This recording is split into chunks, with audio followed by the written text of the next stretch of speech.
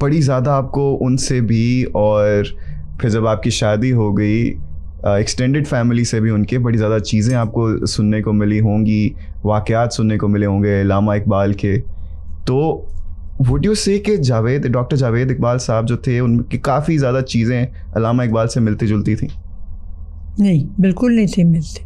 इनको तो शेर कहना आता ही नहीं था। अच्छा, बल्कि लोग पूछते थे तो कहते थे मेरी एहलिया को पूछे, इसको बड़े अशार आते हैं, मुझे कोई नहीं आता।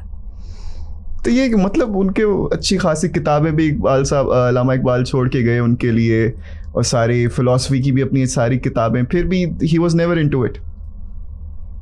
तो क्या मशाकिल क्या थे उनके फिर? तो किताबें पढ़ते लिखते थे, लिखते भी थे, पढ़ते भी थे, लेकिन अशार नहीं। अशार नहीं। चलें, इसके अलावा क्या डिफरेंसेस थे बाप बेटे में?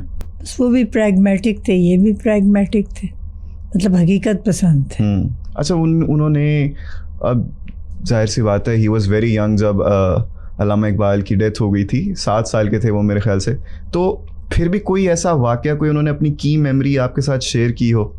नहीं, बस जिस वक्त अल्लामा ज़ईफ़ हो गए तो उनकी नज़र ज़रा कमज़ोर हो गई थी।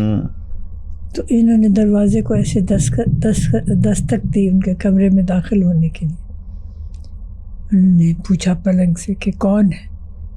कहने लगे मैं जावेद हूँ।